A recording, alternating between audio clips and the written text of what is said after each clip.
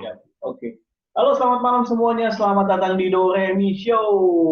Yo, apa Oke. kabar semuanya? Semoga keadaan sehat selalu, ya. Terima kasih teman-teman yang sudah menyaksikan dan juga ikutan di acara Doremi Show. Ada Pak Doni bentar lagi OTW lagi di ruang makeup ya. Bentar lagi gabung dari The Kaiser ya, karena sebelumnya ada show juga ya. Kemudian kayaknya ada saya Ruby Herman dan Mi-nya ada Mi siapa nih Mi? Wah, ada Mario Maurer, yoi Mario Maurer. Lagi motor. Ganti Udah, lagi. lu makan bubur ayam, bubur ayam.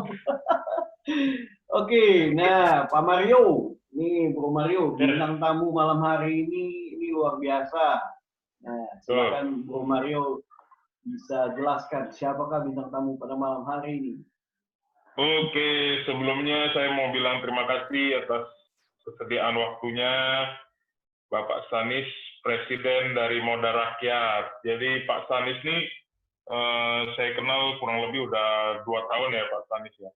Dulu beliau salah satu founder juga dari salah satu apa ya namanya fashion commerce, namanya Selfstore, kalau sekarang namanya Sorabel.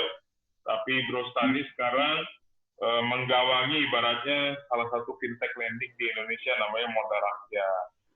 Gitu. Moda Rakyat sendiri bergerak di peer-to-peer lending yang memfokuskan untuk pembiayaan teman-teman di UMKM. Bukan begitu Pak Stanis? Betul. Oke. Jadi baru banget, gue sebenarnya ngundang Bro Stanis ini sebenarnya buat kasih sudut pandangnya nih tentang pandemi ini, terus kan karena borrower mereka atau yang mereka bantu UMKM. Ternyata kalau nggak salah kemarin apa hari ini ya, gue sampai nggak tahu kalender lagi sekarang Bro Ruby. Besok libur. Sekarang, besok libur, jangan lupa. Nah, itu Bro, apa namanya, Bro Stanis, Pak Jokowi tuh ngomongin stimulus lagi tuh kemarin, stimulus ekonomi lagi yang dibilang untuk bantuin modal kerja UMKM, Bro. Jadi yang pertama kan jilid pertama yang kemarin ngomongin stimulus tentang relaksasi. Dan kita udah undang kemarin Bro Hendra Pua dari pemain industri di Multifinance. Nah sekarang malam ini kita mau dengerin langsung dari perusahaan juga, pembiayaan juga, tapi bergeraknya di fintech dan industrinya yang namanya peer-to-peer lending gitu. Kan kalau pembiayaan di Indonesia itu ada perbankan, multifinance, terus sekarang ibaratnya new kids on the block ada namanya peer-to-peer lending. Gitu. Jadi kita mau bahas malam ini. Nah untuk lebih lengkapnya lagi, biar lebih afdol lagi, mungkin Bro Stanis bisa introduce lagi siapa beliau sebelum kita masuk lagi di pokok pembahasannya. Oke, ya selamat malam teman-teman dan juga geng Doremi ya ini. Thank you atas undangannya untuk kita berbincang-bincang malam ini. Jadi seperti yang dibilang Mas Mario, jadi saya tuh dulu emang udah pernah startup di fashion ya. Jadi dulu kita bisa dibilang udah setara Zalora lah dulu. Jadi itu masih berjalan, cuma sudah under new management, makanya namanya Sorabel sekarang. Cuma memang sebelum Sorabel, saya tuh pernah jadi banker di Citibank. Nah ini selama 3 tahun lah. Nah kayak rasanya tuh kayak kalau di e-commerce tuh saya tuh cowok nggak gitu ngerti fashion ya. Jadi mau mencoba berkecimpung di dunia yang mungkin lebih sesuai background kali ya. Jadi karena saya juga dulu S1-nya finance. Ya, pas itu ada opportunity, ya udah cobain deh gitu. Mumpung ada support, ada juga investor di awal-awal lah. Terus pas itu juga POJK itu sudah mengeluarkan tahun 2017 pas itu untuk aturan main P2P lending. Jadi udah ada guidance lah ya. Daripada pas masuk awal-awal kita nggak tahu, sekarang udah enak nih. Jadi pas itu saya mikirnya, oke, apa sih yang kira-kira banking itu belum bisa tap. Namanya banking itu kan untuk ini ya, ngebantu ekonomi ya. Dan kita tahu dari cerita-cerita banyak bahwa pahlawan ekonomi kan sebetulnya tuh UMKM. Cuma UMKM itu ada lebih dari 50 juta dan mereka sama sekali nggak punya akses ke capital untuk bisa nge-grow their business, right? Nah, melihat dari situ, sebetulnya sama halnya dulu pas Serabel awal-awal tuh sangat susah untuk dapat capital kan. The only way kita bisa dapat capital kan hanya dengan mendapatkan investor. Padahal kan sebetulnya kan mungkin cukup dengan pinjam aja gitu loh, tanpa harus mengeluarkan saham kita misalkan. Nah tapi kan dulu itu nggak ada alternatifnya. Pas tahun aku awal-awal buat self stock. Jadi saya juga dulu kan bisa dibilang startup kan juga UKM kan. Jadi saya sebagai UKM juga pas itu merasakan sendiri susahnya mendapatkan capital sama teman-teman. Nah ya pas itu udah ngerasain sendiri, melihat datanya, timingnya kayaknya lumayan pas. OJK sudah mulai mendukung dengan munculnya aturan mainnya, maka muncullah namanya modal rakyat. Nah, pas itu saya melihatnya ada dua segmen, ada UMKM, ada juga yang salah satunya yang konsumtif, yang dimana kalau teman-teman lihat di media selalu dibilangnya fintech pinjol, gitu kan. Yang biasanya konotasinya lebih, mohon maaf, negatif kan, karena mungkin umumnya pemain ilegal itu mainnya ke sana. Kenapa ilegal mainnya ke sana? Karena relatif memang bunganya lebih besar, bisa mencapai mungkin 15%, 20% per bulan, ya kan? Ya, itu dan itu boleh saja karena dari aturan POJK dan kode etiknya itu maksimal tuh 0,8% per hari kok. Jadi kan technically 0,8 dikali 30 boleh 24% per bulan, ya kan? Nah, tapi kan itu kan apa ya? Saya melihat market Indo itu emang konsumtif sih. Jadi pasarnya besar. But again, idealismenya saya adalah melihat pengalaman yang dulu maunya bantu sesama UMKM. Makanya saya fokusnya productive loan ya, loan yang produktif. Dari situ muncul modal rakyat. Nah, since then kita udah jalan 2 tahun, sudah terdaftar resmi di OJK, sudah mengantongi sertifikasi ISO, berarti data nasabah aman semua. Kita sudah menyalurkan lebih dari 260 miliar ke lebih dari 15.000 pinjaman ke UMKM sih, seperti itu. Wow. Wah, mantap. Luar biasa. Pak, tadi productive loan-nya jadi lebih ke apa Pak kategori productive loan ini? Oke, good question. Jadi sementara ini kita segmennya tuh somehow, kalau saya bagi ya dari segmen sama produknya ya, kita tuh dari ngasih pinjaman, kan gini, kalau bicara UMKM itu kan usaha mikro, kecil, dan menengah ya, 3 segmen kan, itu kita serang semua. Nah, contohnya kalau usaha mikro, kita warung pulsa juga ada kerjasama. Banyak kan warung-warung pulsa itu mereka jualan pulsa secara digital. Pakai, mungkin kayak contohnya, ini contoh aja ya, kayak Paytrend, EasyPay, TrueMoney, atau Brilink juga bisa, ya kan. Nah, itu kita kerjasama, karena teman-teman ini mereka tuh biasanya butuh untuk inventory pulsanya, tapi pas lagi nggak ada duit. Nah, untuk jaga cash flow mereka, kita kasih pinjaman secara cepat langsung. Kita masukkan ke limit aplikasi di masing-masing PPOB yang kita sudah kerjasama. Nah, contohnya nih, misalkan kita ada kerjasama dengan PayFast namanya. Para agen PayFast ini pas let's say mau jualan pulsa lagi nggak ada nih saldo inventory-nya, kita bisa danain dulu di situ. Kecil kok, nggak 500.000 sampai 2 juta. Bro Hendra, sorry di-unmute dulu. Suaranya belum ada. Halo? Halo? Ya, suara saya jelas nggak? Ya. Jelas. Jelas. Saya mute yang lain bukan. Okay. Ada yang bocor tadi. Oke. Jadi tadi saya bilang kalau segmennya ada UMKM. Saya kalau usaha mikro spesifik memang penyasar yang pulsa. Dan karena saya tahu orang Indo tuh suka sosial media, jadi konsumsi data tuh selalu naik. Dan karena 70% orang tuh unbank, nggak punya bank account, orang kalau belanja pulsa tuh kemana? Ke warung kan ujung-ujungnya, warung-warung PPOB ini gitu. Nah, warung-warung PPOB ini yang kita sasar. Kenapa? Karena warung-warung PPOB ini sudah menggunakan aplikasi untuk jualan kan, makanya ada data digitalnya. Jadi kalau ada warung punya rekam jejak digital, itu bisa kita lakukan untuk melakukan scoring, gitu. Nah, makanya kan orang bilang fintech tuh harus ada inovasinya. Ya ini salah satu inovasi yang kita lakukan, yang dimana bank belum lakukan. Jadi kita punya algoritma scoring sendiri untuk bisa tahu warung mana yang jualan pulsanya tuh oke, itu bisa kita danain. Itu contohnya ya, salah satunya. Itu yang dari 500.000 sampai 5 juta lah. Itu tenornya pendek, cukup dengan 2 minggu. Karena jualan pulsa kan 2-3 hari juga udah laku. Nah, sampai yang kita produknya tuh pinjaman piutang berbasis invoice ya. Nah, karena kan kalau bicara usaha menengah, kayak di tengah pandemik ini ada juga yang masih maju, yang usahanya frozen food, logistik itu malah naik. Yang punya karyawan 10 atau 20, usaha-usaha menengah ini juga butuh pinjaman. Tapi pinjamannya tuh hanya untuk menutup, misalkan dia punya tagihan nih, sudah mengantar barangnya Unilever misalkan. Nah, tapi Unilever tuh baru bayar mungkin 3 bulan lagi. Tapi kan dia butuh gajiannya kan sekarang, gaji karyawannya kan. Nah, dia mengupload invoice-nya ke platform kami. Lalu kita akan melakukan analisa seperti itu. Diverifikasi lah ya. Kita verifikasi, kalau kita lihat, ini dari siapa nih ininya, suppliernya atau payornya, oh dari Unilever, oh kalau bagus, kamu juga kita lihat keuangannya sehat, kita langsung cairkan. Nah, terus prosesnya gimana sih dananya bisa cair?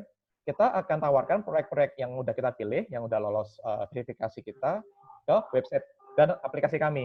Yaitu kita punya aplikasi lender dan website namanya Modal Rakyat, kalau di search di Google Play sama iStore. Sedangkan kalau di website namanya modalrakyat.id gitu. Jadi teman-teman bisa login menjadi lender, dan untuk lender nanti bisa rata-rata bisa mendapatkan 12 sampai 20% per tahun. ya. Jadi kalau dibandingkan deposito ini lebih menggiurkan. Tapi ya tentu di mana ada investasi yang hasilnya baik, tentu juga ada risiko gitu. Resikonya biasa siapa yang cover? Gimana? Resikonya itu siapa yang cover, Pak? Oke, kalau ini POJK menyatakan bahwa kita sebagai platform tidak boleh menjamin. Oke, jadi itulah kenapa yang membedakan kita sama bank. Kalau bank itu kan nasabah datang, deposito uangnya kan. Kalau kita kan dapat sekitar berapa? 2-6% lah ya per tahun, ya kan. Tapi kan uangnya dijamin sama LPS. Betul. Ya, nah. Tapi uangnya nggak tahu mau dikemanain kan sama banknya, banknya nggak tahu, betul kan? Bedanya kalau peer-to-peer lending, kita hanya sebagai broker bahasa kasarnya.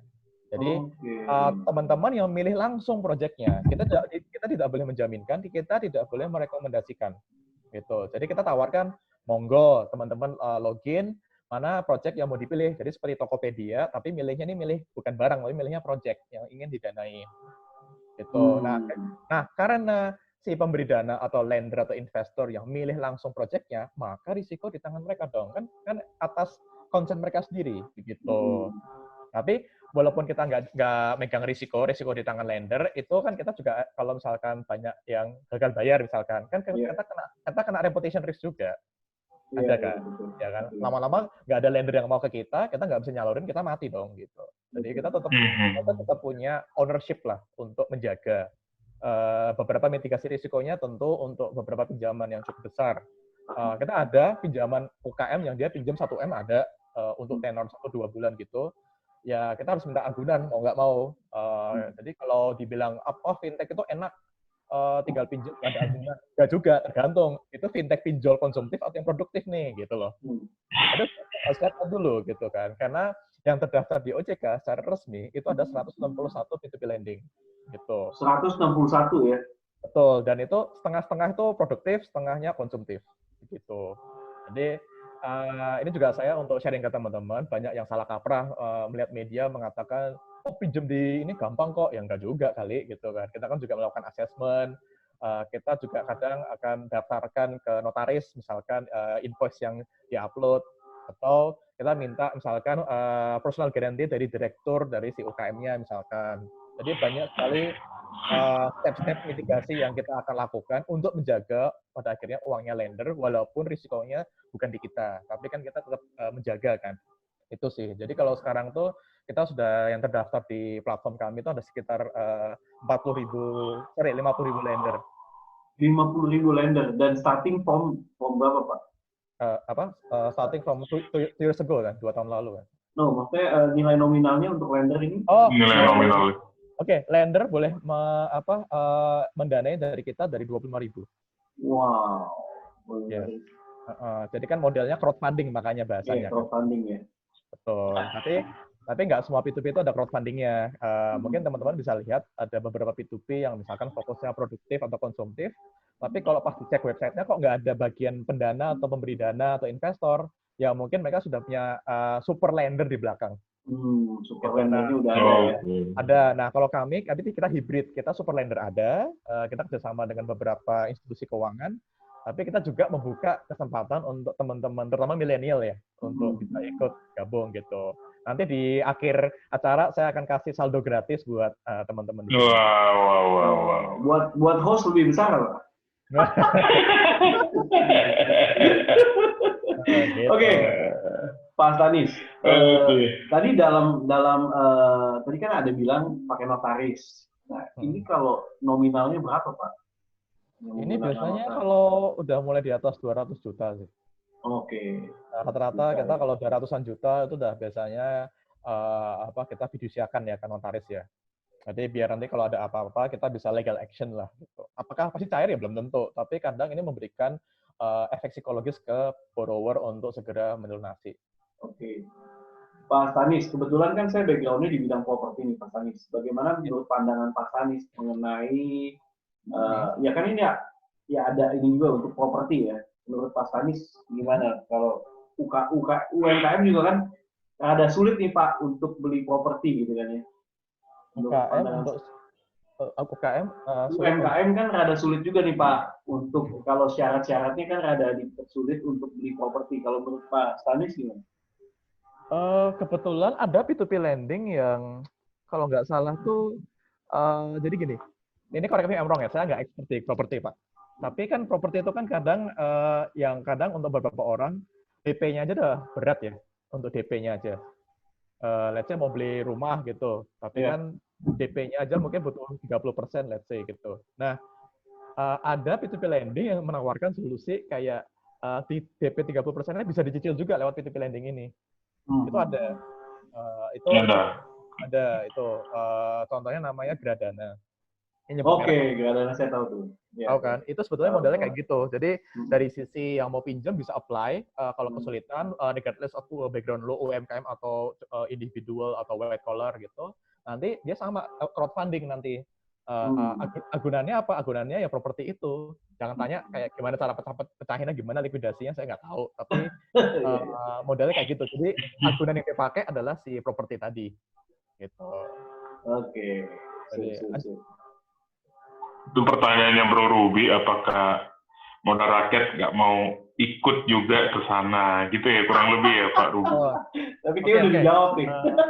Nggak gini. Nanti jadi bocor dong produk roadmap kita. Wah, ada berarti Bu. Ada berarti. Kita lagi ada discussion dengan mitra gitu. Jadi kita nanti akan ada project orang bisa pinjam ke kita, tapi nanti agunan dia adalah sertifikat tanah. Oke. Gitu. Untuk tujuan yang lain ya Pak? Iya, tapi gini, pinjamannya tuh bukan yang gede kayak miliaran, enggak. Tapi banyak orang-orang di desa itu sebetulnya banyak yang usahanya tuh tanggung. Mikro juga enggak, tapi dia kayak butuh pinjaman 50 juta, let's say. Itu belum ada P2P yang mungkin nyasar ke area itu gitu. Dan ternyata banyak sekali menurut mitra kami itu sebetulnya banyak yang punya sertifikat tanah yang mungkin tanahnya itu gede-gede di sawah gitu loh. Betul. Nah, mereka berani menjaminkan itu gitu. Jadi kita lagi ekspor itu karena itu kayaknya lumayan belum ada yang tap ke sana ya. Iya. Ada marketnya juga sih. Ada marketnya, betul. Tahun berapa tuh Pak jadi? Mau jadi lender Bro Ruby. Oh, boleh, ayo. Saya jadi lender, kalau yang nggak sanggup saya ambil dia. Wow. Ada. Gitu ya. Harusnya bulan ini launch. Nanti kalau launch boleh lah ya didanain. Iya, kita lihat dulu ya. Pakai chatting nanti Bro Ruby sini ya. Lihat sawah gitu ya. Lihat sawah. Jangan salah Bro.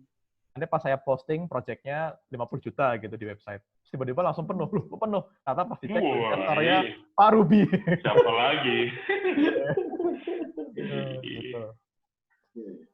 Tadi kalau menjawab yang apa ya Pak, tadi kan Pak Mario nanya masalah yang apa Jokowi atau OJK ada aturan itu ya baru ya atau kayak stimulus gitu. Sebetulnya kan yang hot itu ada dua kan, yaitu yang masalah relaksasi, dihimbau untuk relaksasi kan para para bank sama multi finance gitu, juga sama stimulus yang UMKM ya. Mungkin saya jawab yang pertama dulu yang masalah relaksasi. Jadi sebetulnya relaksasi ini itu lebih cocok diterapkan ke banking sama multi finance. Kenapa? Karena kan yang mereka yang punya yang langsung megang uangnya, yang langsung kelola secara neraca kan. Jadi semua dana pihak ketiga sudah ditampung ke balance sheet mereka yang langsung atur, mereka makanya punya power untuk melakukan keputusan bahwa siapa nih yang boleh minta direlaksasi, cicilannya bisa diundur. Itu boleh kalau bank multi finance. Tapi kalau untuk fintech itu agak susah, karena kan fintech kan hanya broker. Jadi kalau yang punya duit itu sebetulnya perjanjiannya masih antara lender dan borrower langsung gitu. Kita hanya fasilitator. Jadi pas itu cukup Kemarin itu sempat dibahas selain relaksasi itu istilahnya perluasan modal kerja, bro. Jadi kemarin tuh kenapa dimention itu, jadi ada 3 yang poin utama yang buat UMKM. Yang satu, restruktur, reschedule. Yang kedua, reasuransi. Yang ketiga, dimension itu, makanya masuk ke fintech itu, dia bilang perluasan modal kerja. Gitu, di saat stimulus buat UMKM ini supaya tetap bisa beroperasional. Makanya salah satu disebut juga fintech di situ gitu. Apa sudah dapat briefnya atau belum nih dari teman-teman peer-to-peer lending sendiri? OJK gini, pas itu kita sempat panik ya, karena kan di mata mungkin para nasabah kita kan taunya semua sama lah. Mau saya pinjem ya nggak peduli kan, itu dari bank atau apa ya. Kita harus edukasi ulang memang. Jadi kita untuk beberapa peminjam kami yang minta relaksasi, kita edukasi dulu gitu loh, bahwa sorry, saya tahu menurut data kami, proyek kamu didanai oleh 100 lender kami. Kita harus minta izin 100 lender kamu dulu. Gitu. Dan kalau misalkan voting, kalau misalkan mayoritas membolehkan, maka kita akan oke. Jadi kita tetap memberikan transparansi ke lender kita. Kalau kita sudah atas, beda. Kalau multi finance langsung tahu, yuk dapat, yuk enggak gitu. Kita sih nggak segampang itu. Karena kita harus kontak lender dulu gitu. Nggak boleh sepihak. Nah itu sebetulnya sudah kita komunikasikan ke OJK dan OJK sudah mengiyakan kok, sudah ada. Dan statement dari Asosiasi Fintech Lending pun sudah ada di website untuk masalah relaksasi. Jadi bilangnya case per case lah ya, tergantung. Yes, case per case, dan kita selalu mengingatkan kita bukan pengambil keputusan akhir. Iya. Ada berapa banyak tetap dikomunikasikan ke lender? Iya, berapa banyak yang melakukan restart kalau bisa saat ini? 7 UMKM. 7 UMKM sih dikit lah ya dibanding tadi. Itu bulan lalu, nggak tahu bulan ini. Oh iya, jangan bilang. Kalau gitu jangan bilang. Iya. Dimasuk YouTube ini, bro.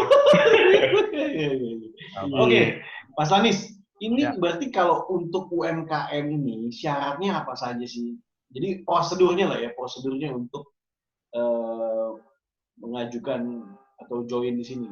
Karena di sini pasti banyak juga nih penonton yang UMKM nih, diam-diam tuh gue tau lah banyak banget nih yang UMKM. Oke. Bukan lender ya? Bukan. Lender juga ada. Lender tapi ada juga lah. Ada. Lender mungkin Pak Mario. Pak Frans nanti memasukin berapa M nih Pak Frans langsung. Oh ya, mantap. Ya kalau kami again jujur walaupun kita produknya ada banyak, tapi memang 90% itu kita di pinjaman piutang. Oke, jadi walaupun kita ada modal kerja, misalkan untuk nyetok inventory, jualan buku misalkan itu ada, tapi sangat jarang kita bisa approve sih. Jadi umumnya kita memang use case-nya untuk invoice financing ya. Jadi kayak invoice ya, invoice. Jadi kalau punya project itu bisa PO atau SPK, itu pre-invoice atau yang sudah dikerjakan tinggal nunggu ditagih, itu post invoice juga bisa. Jadi berapa lama Pak? Tenornya tergantung dari invoice-nya, tapi rata-rata di kita 1-4 bulan. Boleh nih bro, invoice gantung gua kasih moderat. Invoice bro. Gue invoice jualan invoice jualan komisi gitu ya. Oke. Terus, jadi ini ya, use case-nya adalah invoice financing. Jadi, jangan berharap kalau itu misalkan untuk beli HP, bukan beli HP lah, tapi kalau misalkan untuk konsumsi gitu atau emergency fund, we are not the right entity ya, gitu. Jangan harap kayak foto KTP 5 menit cairkan, enggak, itu pinjol konsumtif, oke, gitu. Kita ada proses, kita agak kayak bank lah ya gitu. Nah, Anda untuk udah tahu use case-nya, oke, pinjaman piutang. Nah, kalau dari sisi profil peminjamnya, kita individual bisa, CV bisa, PT juga bisa. Biasanya kita cukup minta 1 tahun lah ya. Kalau bisa 2 tahun, kalau udah PT-nya udah berjalan. Kalau enggak, ya setahun lebih dikit, oke lah. Nanti akan kita minta semua dokumen legalitas, sama ini finansial ya, mutasi itu akan kita cek. Kita itu mau kalian window dressing atau apa pasti ketahuan karena kita punya tim punya analisis yang cukup bisa cek lah gitu. Nah, biasanya sih paling gampang ya. Kita pasti akan terima kok kalau itu bentuknya udah setahun lebih sama finansial oke, sama ini bohirnya atau payer itu yang kalian mau tagih. Invoice-nya itu di-invoice ke siapa, itu kalau perusahaannya multinational company kayak Unilever, DHL, atau misalkan Microsoft, itu salah satu payer kita, itu kita akan approve, most likely. Karena kita, kenapa? Karena payer yang gede-gede ini lebih profesional juga, gitu. Karena pasti akan dibayar. Kan. Gitu. Kalau dari Unicorn, terima nggak invoice-nya, Bro? Unicorn, kita dulu dari Google paling, tapi kalau jadi yang udah buka hektakorn ya kayak Google kita oke. Tapi kalau Unicorn Indonesia gitu. Mereka masih bleeding masalahnya. Enggak sih, iya, kita belum berani sih. Baru gue mau ngajuin. Pak Stanis berarti monetize-nya di mana Pak Stanis? Kita ada admin fee ke borrower. Jadi semata-mata kita cukup dari admin fee. Untuk sekarang ya. Jadi kalau plan ke depan gimana, tentu kalau kita lender udah mulai banyak, tentu kita akan mulai kurangin bunga biar nanti kita dapat spread kayak bank. Plannya ke sana. Iya. Simple. Nick, untuk ini berarti sebenarnya untuk mendirikan ini berarti modalnya nggak besar ya? Atau ada jaminan uang juga? Menurut OJK 77 P2P lending untuk membuat P2P lending itu minimal 1M modal setor. 1M. Ada lah Bro Ruby. Nah, mau buat juga Bro Ruby. Belajar dulu. Nggak mau. Belajar dulu. Kalau nggak jadi lender aja lah, nggak usah pusing. Iya, jadi lender aja. Nggak usah pusing. Iya. Ya, nggak harus 1M banget kan bisa patungan, makanya ada co-founder kan. Iya, ada co-founder. Kalau nggak kuat. Iya. Terus Bro Stanis, terkait tema yang hari ini, gimana prospeknya bisnis peer-to-peer lending ini di tengah pandemi ya? Karena pandemi sekarang kan belum tahu nih berakhirnya kapan. Baik dari sisi lender maupun dari sisi borrower. Trennya kan kelihatan nih, sudah dari bulan Maret, April, udah masuk April, besok udah bulan Mei. Gimana nih Bro, pandangannya Bro? Oke. Again, kan udah ada dua ya. Ada yang P2P yang produktif, ada konsumtif. Yang konsumtif jujur lagi struggling. Saya mendengar teman-teman ada yang 80% turun penyalurannya, ada juga yang benar-benar stop, nggak berani. Ya itulah dengan bunga tinggi, tentu risikonya juga tinggi kan. Gitu. Jadi banyak yang stop juga gitu. Ada yang sudah mulai layoff juga, ada saya dengar, tapi nggak usah sebut merek lah ya. Itu kebanyakan produktif ya? Sorry. Konsumtif. Produktif in the sense gini, kita bisa pivot kan. Tadinya kan misalkan saya fokusnya mendanain UMKM yang impor ekspor gitu, saya stop dulu, ya kan? Kita pivot ke UMKM yang fokusnya misalkan logistik atau makanan, farmasi dan lain-lain. Distribution pharmacy gitu-gitu. Kita emang lagi termasuk pulsa kan naik ya berarti ya? Betul. Pulsa lagi naik. Betul. Tapi gini, dari sisi aplikasi memang naik untuk mikro-mikro yang agen-agen pulsa ini. Cuma kita sengaja meningkatkan scoring kita lah, jadi lebih susah untuk di-approve gitu. Pada akhirnya kan ini karena ini pandemik kan mungkin income dari UMKM kan masih agak questionable ya dalam artian. Tapi yang saya lihat untuk konsumtif mungkin akan very struggle. Tapi kalau untuk produktif kita masih kita turun. Kayak apa namanya, teman-teman rata-rata turun 20-40% gitu. Tapi kan masih oke lah ya gitu. Masih bisa hidup. Tinggal fokusin ke segmen yang kira-kira yang lagi naik gitu, kayak F&B, groceries gitu kan. Itu kan lagi naik tuh. Logistik juga yang fokusnya e-commerce gitu, itu juga kita danain. Seperti itu.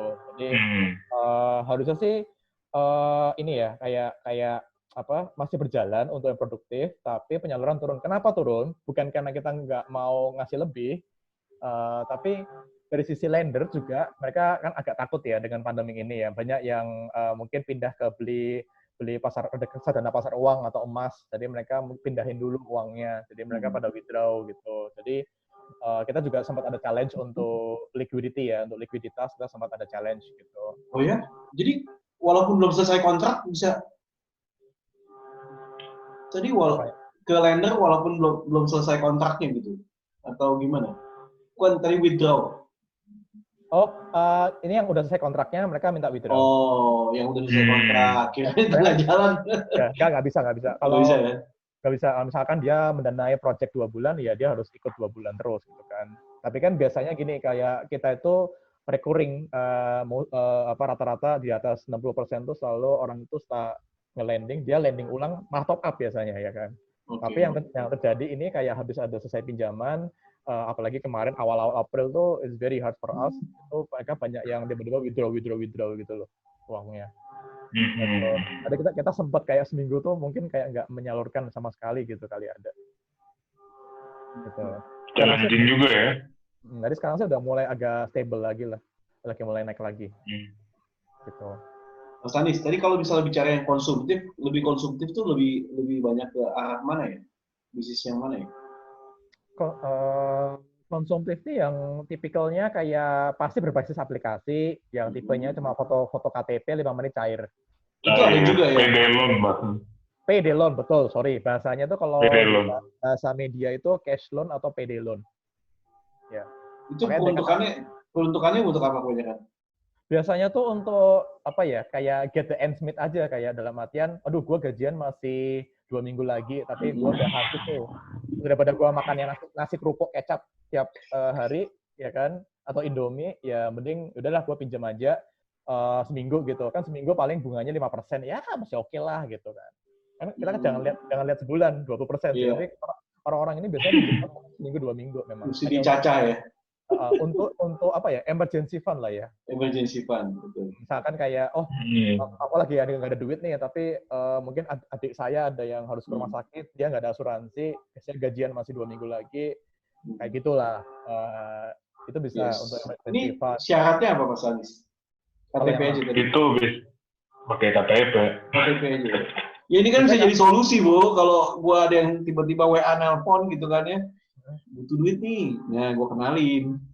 Oh, ya bisa. Tinggal dia dikasih listnya, ini aja 160 P2P, coba aja semua. Gitu. Ya, terus ya, oke, silakan. Enggak, ini cuma menambahkan tadi, tapi perlu diingat ya untuk kenapa kok dengan KTP aja cukup bisa cair gitu pertanyaannya kan? Itu sebenarnya banyak sekali data-data yang akan diambil. Kayak contohnya ada P2P yang bisa membaca usage pulsamu berapa dari karena kerjasama dengan Telkom kan misalkan.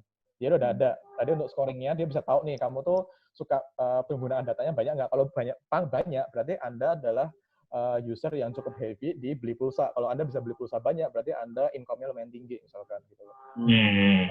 Itu juga ada juga yang ngebaca, kalau nggak salah, ini saya nggak tahu masih boleh atau nggak ya. Dia ngebaca SMS. Jadi dia akan cek dulu, ngefilter SMS-nya itu ada tagihan lain nggak. Ya kan? Kalau ada tagihan ada SMS kan. Kalau nggak ada berarti clean. Gitu. Ada macam-macam sih. Ada juga dia melihat dari cara kalian ngetik di apps-nya. Misalkan nih, kalau kalian pas lagi ngetik di alamat, ya kan? Kok pas mau ngetik alamat kok lama? Gitu. Berarti kalian mau bohong nih. Sampai segitunya ya? Ada, iya. Makanya kita fintech. Fintech ya. Gitu. Jadi orang tahu dulu even bisa kontak ya. Bisa kontak handphone juga. Betul. Dan kontaknya menarik. Kenapa? Kontak itu adalah the best predictor orang ini bisa ngemlang atau enggak. Oh, dari mana? Contohnya, kalau kontaknya ada banyak, historical telepon banyak, berarti memang HP-nya aktif gitu. Satu. Yang kedua, misalkan cara kalian ngetik nama orang, misalkan. Misalkan saya kalau tipenya itu Mario Agustian, saya ketik lengkap. Berarti saya itu tipenya orang rapi, disiplin. Gitu loh. Jadi, itu banyak sekali itu parameter yang bisa dibaca, itu namanya big data analysis. Gitu. Jadi jangan main-main, fintech ini ngeri juga sih yang cara mereka scoring ini nih. Waduh, kita juga masih belajar. Oke. Terus mau tanya nih Bro Stanis, sampai sekarang kan kalau banking atau multi finance itu kan datanya bisa di-pooling tuh. Dia ada di-pooling di SLIK gitu kan. Atau kalau dulu namanya BI checking. Nah, itu kalau sekarang industri fintech sendiri baik konsumtif maupun produktif sudah ada single credit checking nggak? Oke, kita ada namanya FDC, Fintech Data Center. Itu sudah ke-develop tahun ini, sudah ada 110 P2P lending dari 160 tadi ya, yang sudah masukin datanya. Jadi setiap kali ada peminjam yang apply ke kita akan cek dulu, nih orang pernah pinjam di fintech lain juga nggak gitu loh. Itu ada. Jadi sekarang udah mulai sehat nih harapannya. Setelah pandemi kelar, FDC udah siap 100%, harapannya industrinya lebih sehat aja untuk untuk ngefilter borrower yang karakternya buruk lah ya gitu. Oke. Terus itu inisiasinya siapa bro? Dari yang asosiasi. ngurusin itu asosiasi AFPI ya namanya. Gitu. Jadi AFPI. Sama di luar itu kita juga memang kayak contohnya modal rakyat kita sudah sama Pevindo juga. Jadi kalau Pevindo ini dia sudah nyambung ke Slick lah ya. Tapi gini update-nya sebulan sekali datanya. Jadi nggak segitu real time-nya juga. Nggak real time ya? Oke, karena gini bro, di finansialku sendiri tuh kita banyak banget bro Ruby yang ini tanya perencanaan keuangan kita. Pak, ini gimana Pak? Saya minjem dari pinjol 20 pinjol, buset gue. Aduh. Dari 20 pinjol terus ditanya kan, mulainya dari kapan? Buset tuh udah kayak bunga per bunga bro, bunga per bunga. Gali, nah, makanya, tutup, gali. Mending gali nutup gali, itu buka semua baru dia mau tutup satu-satu. Itu dari kita sendiri bingung gitu loh. Karena satu borrower bisa minjem ke 20 platform gitu kan. Mungkin yang consumer gitu kan, yang consumer. Nah yang tadi AFPI inisiasi berarti udah termasuk ke PD loan juga bro ya berarti ya? Yes, jadi makanya saya bilang harusnya sih Q3 lah ya, itu sudah ready semua, harusnya lebih sehat lah. Jadi sesama fintech pasti akan saling menjaga. Gitu. Tapi gini, memang masih di luar yang legal juga kan, yang ilegal kan banyak banget tuh. Iya, ini kan hanya untuk yang legal, betul. Yang ilegal ya kalau mau masuk ke FDC tadi ya lo harus terdaftar di OJK. Gitu. Dan pasti yang legal nggak mau, gitu kan. Jadi ya gitu sih. Agak susah tadi. Tadi mau tambahin apa tadi? Sorry keputus sebentar tadi. Tadi mau ditambahin? Lebih ke arah ini sih, kayak literasi keuangan itu emang masih rendah juga di Indonesia. Jadi orang mungkin kayak ngiranya uang gratis, tapi ya mungkin nggak ngebaca TNC dengan baik-baik, mau itu legal atau ilegal, ya malah jadinya kena kan. Gitu. Karena makin brutal sih bro. Kayak gue pernah di-invite ke grup WhatsApp isinya yang ngutang. Waduh, makin brutal bro sekarang lagi. Apalagi ya makin kesini, even ada yang debt collector minjem ke temennya yang ngutang bro, maksudnya teman-temannya yang ngutang. Kan? Iya. Gitu. Ya, hopefully sih bisa bantu sih, karena emang angka unbankable dari penduduk kita kan gede banget gitu. Even misalkan salah satu BUMN terlama yang 120 tahun lebih itu cuma servis kurang lebih berapa? 80 juta doang nasabahnya. Itu kan baru sepertiga sampai seperempat baru bisa ngelayanin masyarakat di Indonesia.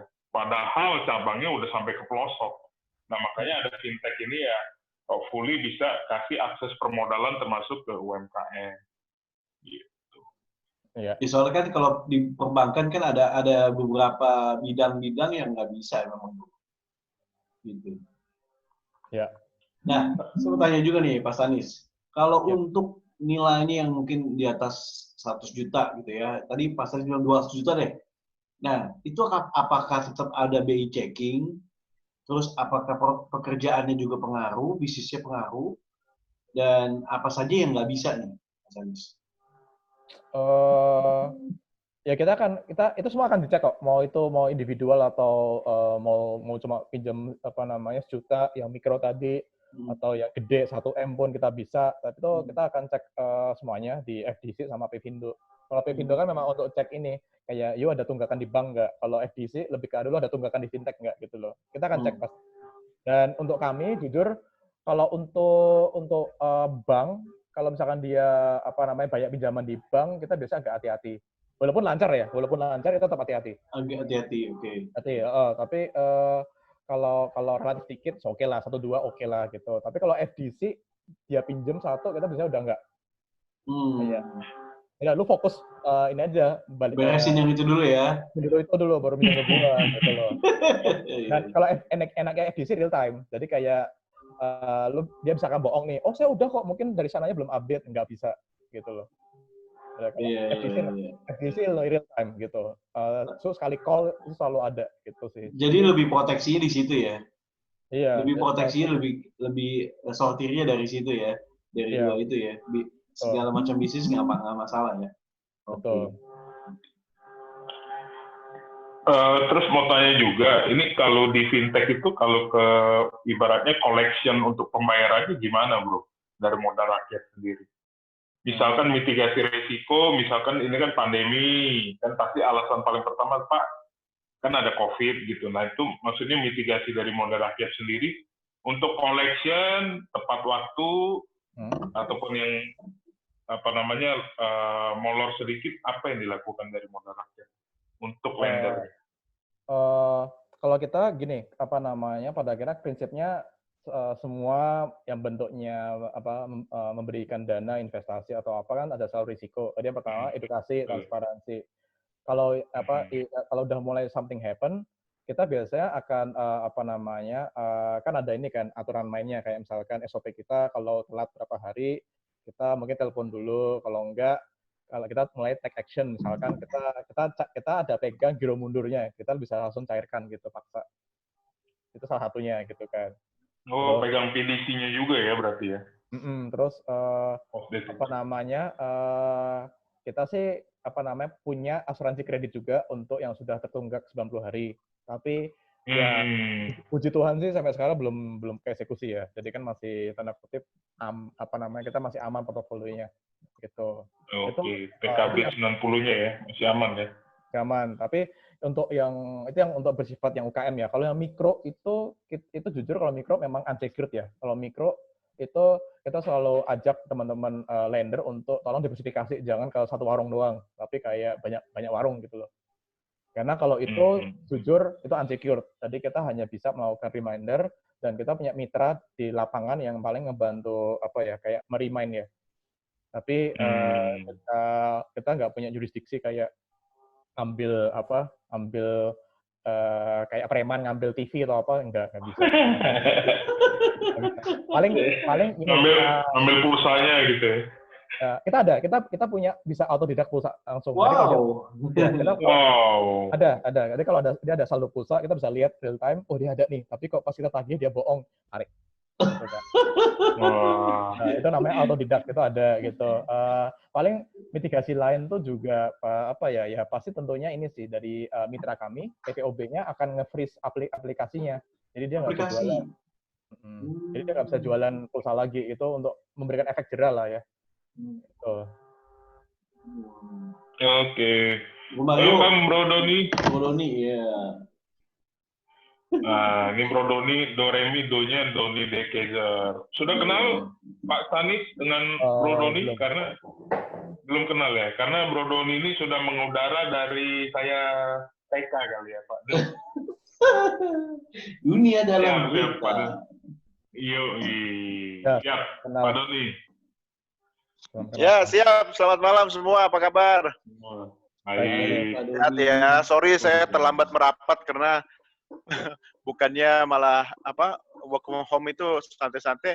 Padat merayap nih bro dari siang tadi ini udara. Saya ikut dulu ya sambil menyimak biar nanti bisa ikut berpartisipasi. Yang penting Doremi sudah lengkap ya. Sudah ada do-nya sekarang. Saya nggak rela kalau cuma ada Mario Lawalata aja nih sama Bro Ruby. Oke. Iya. Main kan bro? Iya, siap. Oke. Siap. Oke. Ya, jadi prospeknya jadi selama pandemi ini masih performnya masih bagus lah ya, borrowernya juga ya berarti. Iya, tapi kalau modal rakyat sendiri. tapi misalkan nih dari ada yang mau jadi lender, mungkin ya yang bisa saya sarankan pertama cari yang berbasis invoice mungkin, karena invoice itu kan ada dua tadi, ada pre-invoice misalkan dalam bentuk PO yang mungkin belum terjadi atau proyek yang akan dilaksanakan, atau yang post invoice yang itu sudah ada dilakukan. Kalau bisa yang post invoice, karena gini, kalau jadi lender itu untuk beberapa platform kayak modal rakyat contohnya, itu kita ada kasih transparansi dalam bentuk fact sheet. Fact sheet ini kayak prospektus lah, kayak kalau di saham gitu loh. Kayak analisis. Iya, prospektus gitu ya, kayak rasio keuangannya berapa, tujuannya apa, suppliernya siapa. Nah, itu bisa dicek, itu sebetulnya ini post invoice atau pre invoice gitu. Nah, fokus aja kalau mau jadi lender, cari yang proyeknya, danai proyek yang sifatnya satu itu post invoice, yang kedua cek suppliernya, itu kalau bisa suppliernya yang FMCG lah, misalkan kayak Unilever atau yang gede-gede lah, Microsoft teknologi juga boleh. Terus cek yang UKM-nya ini udah pinjam berapa kali, yang kalau bisa. Oh, ada data historicalnya juga bro? Ada, kita akan kasih. Itu ini udah pinjam 10 kali, kan bisa dicek tuh kayak ini lancar berapa kali. Misalkan 90% lancar ya cenderungnya pasti lebih aman lah gitu. Jadi kadang ini yang saya edukasikan ke lender sih, kayak pilih-pilih lah. Terakhir sektor lah. Jadi kayak ini produknya apaan nih? Ini kayak apakah pariwisata? Ya mungkin jangan deh gitu ya kan. Tapi kalau berbasis tadi yang dibilang Bro Ruby, kayak mungkin ini bisnis distribusi farmasi atau apa gitu. Oke. Dan dari modal rakyat pun sudah melakukan screening juga kan dari awal juga. Betul, tinggal ini kembali ke lender, keputusannya kita sudah sediakan fact sheet-nya, boleh dianalisa. Ya macam-macam lender, macam-macam lah. Ada yang nggak mau tahu langsung danain tuh ada. Tapi umumnya ya saya punya satu lender itu bukan teman saya juga, ini stranger lah gitu ya. Mungkin dia taunya dari komunitas lender P2P gitu. Dia mendanai ada lebih dari 1M. Itu dia benar-benar picky banget. Dia benar baca fact sheet-nya kami gitu-gitu. Ada tuh. Dia berani nih. Ini invoice dari siapa? Boleh dibuka. Ini siapa nih gitu-gitu. Ya udah. Dia berani deh ngambil langsung. Saya invoice-nya berapa? 800 juta diambil sama dia semua gitu. Jadi crowdfunding langsung penuh. Ya, macam-macam. Ada yang lendernya tuh mahasiswa cuma ngasih 100.000 tiap bulan tapi rutin nabungnya gitu, ada juga. Jadi macam-macam lah. Iya. Oke. Bro Stanis, ada pertanyaan dari Pak Suhandi nih. Keuntungan lender di akhir proyek atau bagi hasil setiap bulan? Modalnya ada ini ada dua. Jadi ada yang kita kasihnya per bulan, dan ada biasanya terlihat di fact sheet atau di pas mau pilih proyek itu ada tulisannya kayak dibayarnya akhir bulan atau enggak gitu, ada. Gitu. Oke, Mas Anies, saya mau nanya juga bagaimana sih penetapan untuk nilai bunganya nih Pak? Kan beda-beda ya. Ya. Tadi starting dari berapa sampai berapa? Ini yang menentukan apakah si peminjam atau mungkin dari pihak dari modal rakyat sendiri yang nentuin? Kalau jadi kita di sini nggak menggunakan ini ya, kayak lo kalau pakai risiko, ini kita lebih ke arah kalau teman-teman lihat di modal rakyat kan ada skornya A, B, C gitu kan.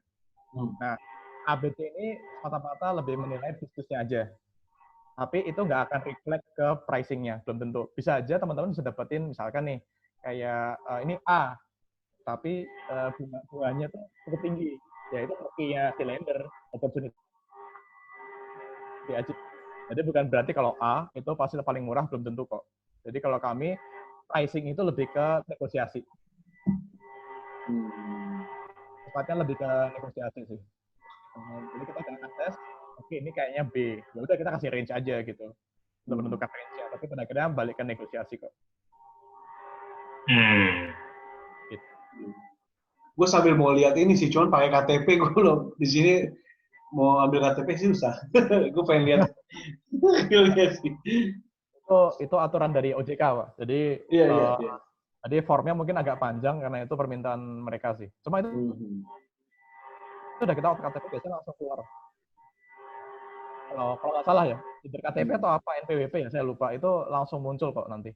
Ini. Auto fill gitu. Tapi paling cepat juga bisa terjadi dalam waktu 2 minggu. Udah ada juga ya pinjaman gitu ya. Ya, kalau 2 minggu ini kebanyakan yang mikro tadi, yang pulsa. Mikro tadi ya, tetap ya. Oke. Tapi kalau invoice itu biasanya 1 sampai 4 bulan. Kita juga ada sih pinjaman 1 tahun, tapi itu jarang banget muncul. Itu biasanya untuk nyetok barang. Itu modal kerja kalau itu. Tapi itu sangat jarang karena buat kami karena long term itu agak berisiko. Ya. Oke. Nah, borrower ini sempat ada klinik juga ya bro ya dulu ya. Sempat ada apa? Yang dari klinik ya dulu ya pernah. Iya. Beberapa ada. kali. Klinik, ya ada. Itu kalau klinik kalau nggak salah setahun deh itu. Iya. Pak Mario dan Pak Stanis ini juga dari Mas Kalia, mungkin dari Modal Rakyat juga, boleh share screen dashboard. Boleh, silakan. Boleh. Silakan. Justru saya penasaran nih. Saya soalnya udah mau buka tapi. Oke, ya terima kasih semuanya. Iya. Nih, saya akan coba share screen kali ya. Sebentar. Enggak, ini juga bisa ngajarin ini yang mau beli rumah, ngumpulin DP dari sini, investasinya sini. Ini bisa kelihatan kah? Bisa. Oke, ini tampilan dashboard kita. Kalau sudah jadi pendana ya, di sini ada semacam wallet ya, wallet kita, nilai akun berapa, profit. Ini wallet ibu lah ibu ya, wallet ibu ya. Iya, gitu. Nah ini enggak. Ini di sini ada portofolio. Jadi ketika nanti sudah mendanai bisa tahu kita sedang mendanai di mana aja. Gitu. Ada aplikasinya juga sih, bisa di-download. Iya, saya tadi sudah download sih, cuma belum isi data Bu. Iya, nanti isi aja Pak, nggak apa-apa. Coba Bu, kalau misalnya peluang pendanaan saya coba. Nih, kita ada 3, UKM, mikro, sama konsumtif. Kalau yang tadi Stanis bilang, so far yang paling risk-nya nggak terlalu tinggi ya, itu sih di UKM ya, karena mereka kan mostly beragunan gitu. Seperti ini misalnya saya klik. Itu tadi Ibu ada tulisan proteksi asuransi ya Bu ya? Berarti ada asuransi juga ya? Di sini biasa kan ada tagging-taggingnya. Kalau dia kerjasama dengan insurance, berarti ada proteksi asuransi. Terus ini ada cashback juga 3% per tahun. Ini kita lagi ada program. Lalu ada juga yang jaringan mitra. Jadi dia udah officially kerjasama sama Modal Rakyat. Kayak gini sih kurang Bu, kalau proteksi asuransi itu cover sampai berapa persen, Bu? Asuransinya? 70%. 70% ya? Dari pokok. Iya, ini ada bisa macam-macam sih. 70% ya, Stanis ya? 70%. Seperti ini sih. Jadi ketika diklik nanti bisa ngelihat ada videonya. Jadi bisa tahu kurang lebih seperti apa bisnisnya. Oke. Ini durasinya 90 hari, dia skornya A, bunga efektifnya 15% per annum, dia pengembalian pokok dan bunga akhir tenor. Berarti setelah pengembalian, setelah selesai baru keduanya dikembalikan ke wallet kita. Minimum pendanaannya 25.000, jadi bisa mulai 25.000. Kemudian di sini tadi Fexit yang Stanis bilang itu Fexit ada di mana ya? Atas ya. Ini ya. Nah, Oke, ini informasi sih. ya. Ya. Oke. Bisa dilihat Mengungkap di sini ya, Bu, semuanya. Penjualannya. Terus kurang lebih seperti itu. Nah, ini dia sudah pinjaman ke-10, berarti dia sudah 10 kali. 10 kali masih A lagi ya. Wah. Iya, betul. Berarti of course dia oke lah ya portfolionya. Gitu. Terus kalau yang kita mungkin jaringan mitra, sudah full yang jaringan mitra. Ini salah satu jaringan mitra kita juga, sama sih. Gitu. Kurang lebih seperti itu. Wah. Bu, rata-rata berapa lama sih Bu untuk rata-rata berapa lama sih Bu untuk proses pengumpulan sampai 100% Bu? Itu kan ada 8 hari tersisa gitu. Berarti emang dijatain berapa lama Bu? Terus kalau nggak tercapai gimana? So far kalau kita sebenarnya rata-rata bahkan hampir setiap seminggu ya Stanis ya, 7-10 hari biasanya udah penuh ya. Ya, untuk yang favorit sih bisa 1 hari penuh juga sih. Iya, yang favorit cepet banget 1 hari bisa langsung penuh. Tapi ya so far sih selalu penuh, jadi dicairkan. Apa yang jadi favorit Bu? Kategori favorit itu apa? Skornya kah atau bunganya kah? Yang kita kan ada tagging tadi jaringan mitra contohnya. Itu contoh kita kerjasama dengan startup. Nah, kalau sama startup ini kita punya data digital, jadi lebih aman. Cara tambah. Nah, itu biasanya jaringan mitra. Tuh, contohnya ini kita commerce enabler. Saya nggak bisa buka tapi siapa. Iya. Contohnya lah itu yang favorit. Itu ada jaringan mitra itu siapa. Dia gitu. Jaminan dia beragunan plus dia jaminan mitra. Jadi ada berapa? 2 layer ya, 2 layer sekaligus. Sudah pinjaman ke 25. Ya? Resikonya jadi kecil ya Bu ya? Iya, betul. Gitu. Tapi memang Bu, ya, ada beberapa pinjaman yang mungkin tiba-tiba muncul di dashboard, tapi biasanya dipenuhi oleh superlender kami. Kalau nggak habis superlender siap. Ya, jadi kalau misal nanti Pak Ruby jadi superlender bisa langsung makan sendiri Pak. Wow. Jangan Bu, mendingan makan rame-rame Bu, lebih enak. Ya Pak Ruby ya. Mungkin bisa klik yang mikro sekarang. Oke. Nah, mikro ini yang pulsa ini. Ini pulsa semua. Mungkin bisa klik satu contoh. Kalau ini tinggi banget ya kriptonya. 100.000. Ya, 25%. Wow. 14 hari. Tetapi tidak beragunan. Nggak ada agunan. Iya. Resikonya kalau kabur ya. Enggak kan tadi ada sistem bisa otodidak kan kalau yang pulsa. Nah, itu fotonya tuh, tokonya. Ini orangnya. Nah, samperin. Lu nggak kenal nggak, Mar? Lu Moses, Mar, namanya Mar. Bisa. Ya, satu lagi yang kita ada kalau masuk konsumtif, tapi konsumtifnya ini bunganya lebih rendah dan lama ya.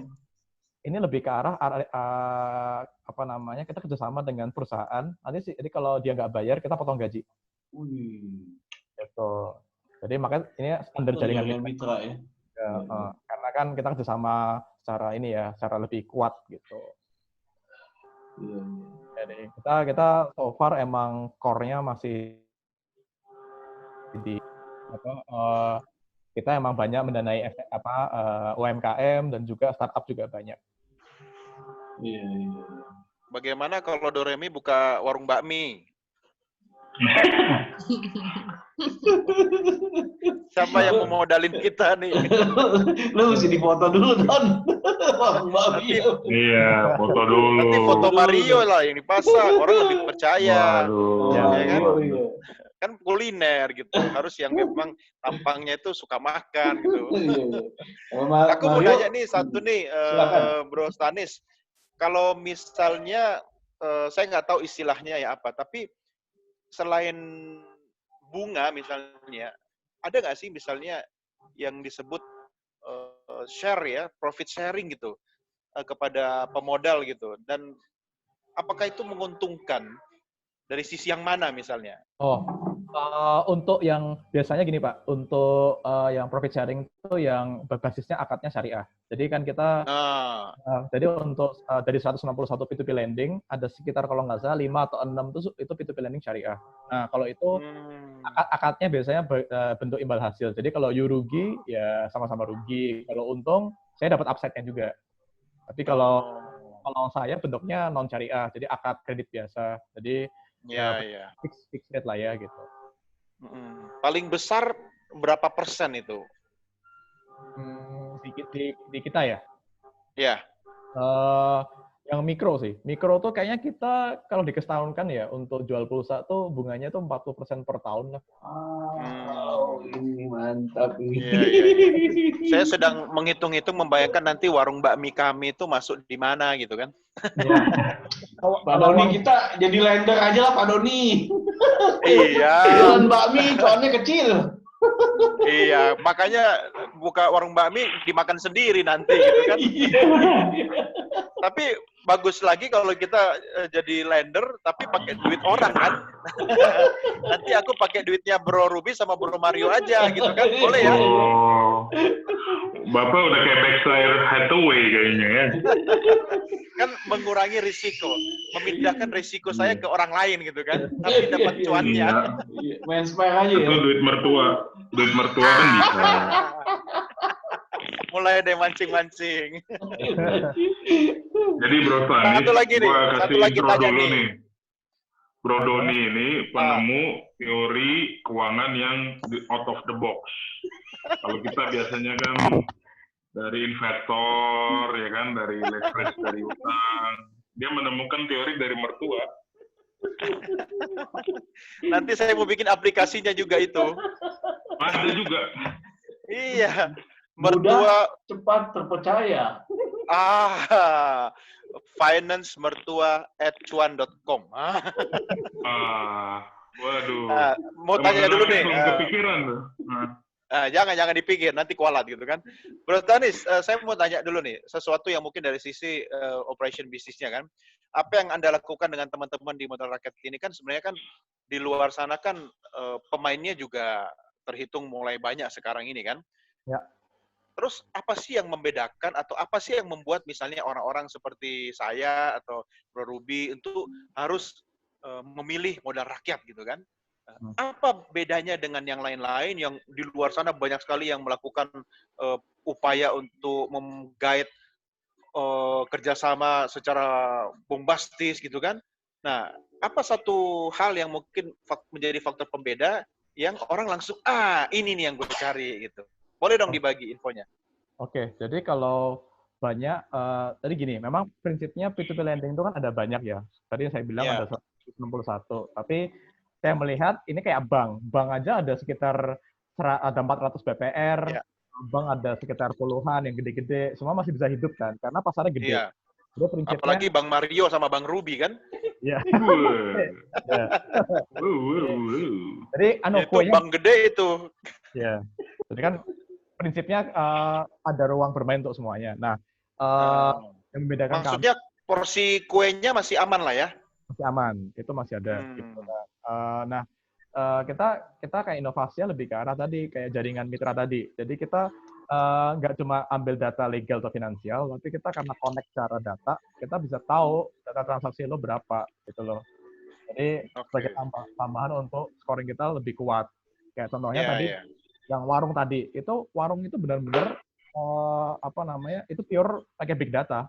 Jadi kita bisa tahu nih, si warung mana itu yang transaksinya aktif atau enggak, dia jualan pulsanya oke atau enggak, berapa stabil, itu semua kita scoringin pakai algoritma. Nah, kita one of the few yang arahnya sudah ke arah sana sih, gitu loh. Memang kita mayoritas pinjaman belum jaringan mitra ya. Jadi kan dilihat ada yang udah, ada yang belum ya kan. Tapi harapan ke depannya kita semua itu jaringan mitra labelnya semua. Gitu. Oke. Nah, sekarang coba dengan bahasa sederhana nih. Bisnis yang Anda jalankan ini hitungan untungnya dari mana? Untungnya dari admin fee aja. Udah admin fee. Jadi makin banyak transaksi, makin banyak apa istilahnya itu bahasanya, makin banyak orang yang menggunakan jasa modal rakyat begitu, berarti keuntungnya makin besar begitu kan? Betul. Makanya kita ada sedikit bias lebih suka yang tenor pendek. Jadi kan karena soal tenor pendek, ujung lagi kan, iya, kena iya. lagi loh. Iya. Jadi kayak Makanya perusahaan pialang tuh. Yang usaha pulsa tadi kan cuma 2 minggu tenornya. Iya ya, nggak usah nunggu lama ya, itu kayak instan ya, nggak terasa ya. Saya lagi mempelajari ini, Bro Stanis, saya lagi mempelajari karena saya mau bikin aplikasi dana mertua. Wow. Modal mertua ya, M2. Modal mertua.id. Iya. Modal mertua Doni. Nah, kalau dari sisi regulasi sendiri, apakah menguntungkan atau memberikan ruang yang positif bagi modal rakyat atau teman-teman pelaku sejenis, atau sebenarnya nanti dalam waktu 5-10 tahun ke depan makin berat ini di bidang ini?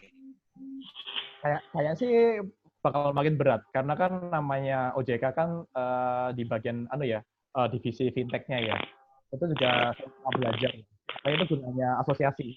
Jadi asosiasi itu tempat untuk kita ngobrol itu, kayak aspirasi dari semua fintech, apa masukan yang diberikan ke OJK, dan OJK itu cukup up to date, yang at least untuk yang bagian fintech ya, itu evolving-nya cukup banyak. Sebagai contoh, saya terdaftar di OJK itu 2 tahun lalu ya, itu checklist-nya cuma 17 lah dokumen. Sekarang tuh kalau mau daftar, checklist-nya mungkin 30-an.